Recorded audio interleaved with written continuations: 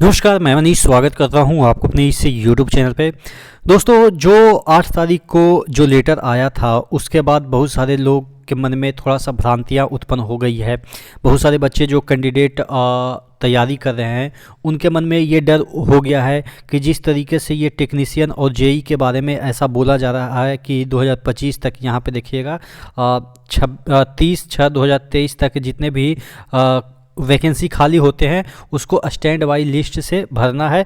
तो बहुत सारे बच्चे जो जेई की तैयारी कर रहे हैं, टेक्नीशियन की तैयारी कर रहे हैं, वो डरे हुए हैं कि क्या वैकेंसी नहीं आएगी, क्योंकि 2025 तक अगर वैकेंसी जो खाली होंगे उसको स्टैंड बाई से भर देगा तो हमारे लिए क्या बचेगा। तो मैं उसी के लिए एक प्रॉपर वीडियो बना रहा हूँ, चूँकि पिछले वीडियो में थोड़ा सा लंबा हो गया था और उस चीज़ों को नहीं समझ पाए थे, इसलिए मैं आपको ये आश्वस्त कर दूँ कि डरने वाली कोई विषय ही नहीं है, क्योंकि ये जो चीज़ें हैं वो आप समझ नहीं पा रहे हैं कि एक्चुअल में माजरा क्या है और आप इसको वैकेंसी से रिलेट करके देख रहे हैं कि वैकेंसी नहीं आएगी। देखिए, सबसे बड़ी चीज़ है कि ये चीज़ें किस लिए लिखी गई है। कोई ऐसा भी यूनिट है, जैसे सपोज एक जोन में बहुत सारे होते हैं स्टेशन के बाद उसके सब स्टेशन होते हैं, उसके बाद जहाँ पे एक एक यूनिट रहता है, तो कोई ऑफिस यूनिट जिसे हम कह सकते हैं ऑफिस। एक ऑफिस है जहाँ पे 3 जेई की आवश्यकता है, 2 जेई ऑलरेडी कार्यरत है, 1 जेई की आवश्यकता है और उसको जल्द ही अभी चाहिए, चूँकि रिक्रूटमेंट होता है तो 2-2 3-3 साल के बाद तक जाके उसके बाद उसको मिलता है जेई। तो 1 जेई की आवश्यकता है, तो वो कहाँ से आएगा, तो ये स्टैंड बाई लिस्ट से वो मांग रहे हैं कि हमको स्टैंड बाई लिस्ट से। अब ऐसा भी हो सकता है कि स्टैंड बाई लिस्ट अगर सपोज 3 जेई है और 1 जेई 2 महीने के बाद रिटायर होने वाला है, तो यहाँ पे भी 1 जेई का सीट खाली हो जाएगा। तो यानी कि 25 में, सपोज 12 महीने के बाद कोई रिटायर हो रहा है तो 25 में रिटायर हो रहा है, तो उसके जगह पे ये मांग रहे हैं कि जो 2025 में रिटायर होंगे उनके जगह पे यहाँ पे एक भेज दीजिए। तो जो स्टैंड बाई लिस्ट है उसी से यहाँ पे मंगाया जाएगा जेई का, या टेक्नीशियन की हम बात कर रहे हैं। तो ये सब जो चीज़ें हैं वो काफ़ी कम मात्रा में है। अगर जेई का ही हम बात कर लें तो ज़्यादा से ज़्यादा कितने स्टैंड बाई लिस्ट में होंगे, 400 से 500 स्टैंड बाई लिस्ट में होंगे, जो कि अच्छा ये बात भी है कि दोबारा डॉक्यूमेंट वेरिफिकेशन नहीं होगा। जो जिनका डॉक्यूमेंट वेरिफिकेशन है हो गया है उन्हीं को बुलाएगा।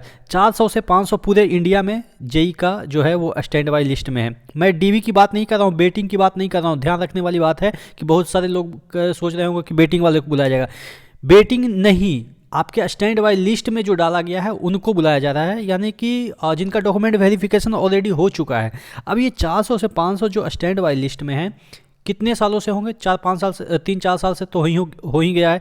अब इसमें से ऐसा नहीं है कि ये अभी तक इसी में पड़े होंगे, हो सकता है एनटीपीसी में सिलेक्शन ले लिए होंगे, एनटीपीसी में भी अच्छे पोस्ट थे उसमें सिलेक्शन ले लिए होंगे, सीजीएल में अभी 40,000 वैकेंसी आई थी उसमें अच्छे पोस्ट हैं उसमें चले गए होंगे। जेई से तो बढ़िया ही है कि सीजीएल का कोई भी पोस्ट आपको मिल जाए। तो ऐसा नहीं है कि ये बैठे होंगे। अब ये 400-500 में भी 200 लोग मान लेते हैं मिनिमम की किसी और एग्ज़ाम को क्लियर करके कहीं चले गए होंगे, तो 200 लोगों को बुलाया जा रहा है।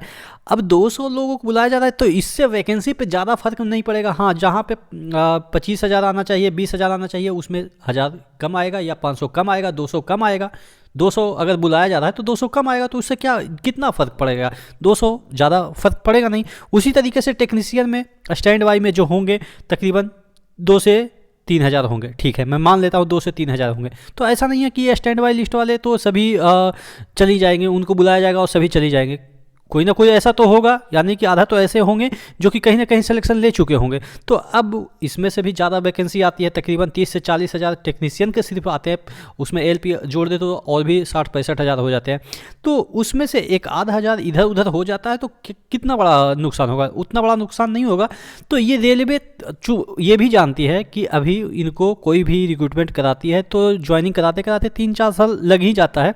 तो इस वजह से अभी ज़्यादा ज़रूरत है जो भी पोस्ट पे, तो उसके लिए स्टैंड बाई से लोग बुला रहे हैं। और स्टैंड बाई का हक भी बनता है, चूँकि ये डॉक्यूमेंट वेरिफिकेशन ऑलरेडी करा चुके हैं तो इनका पहला हक बनता है कि इनको जॉब मिलनी चाहिए। तो आशा करते हैं ज़्यादा आपको इससे लॉस नहीं हो, और नहीं होगा। आप अब समझ गए होंगे कि इससे ये जो नोटिस आया है इससे कोई ज़्यादा नुकसान होने वाला नहीं है, वैकेंसी पे कोई उतना असर पड़ेगा नहीं, वैकेंसी एज यूजुअल आएगी ही।